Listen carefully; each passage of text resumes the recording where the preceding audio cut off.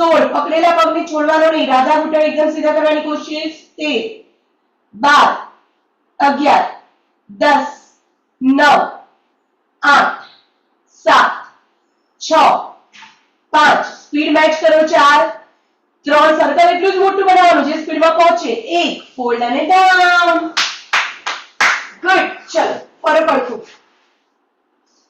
પડખું, નીચેનો હાથ આવી રીતે તકિયા પર, નીચેનો પગ વળેલો, ઉપરનો પગ ઉપર અને સેમ વે સર્કલ લઈશું, મોટા મોટા મોટા મોટા. ઓકે, ધારો કે તમારા અહીંયા ઘૂંટણ વળી જાય છે તો તમારે આટલા ઊંચા કરવાના જ નહીં, તમારે એટલા જ ઊંચા કરવાના જેમાં તમારો ઘૂંટણ સીધો રહે, ભલે આટલા જ હોય. અન્ડરસ્ટુડ?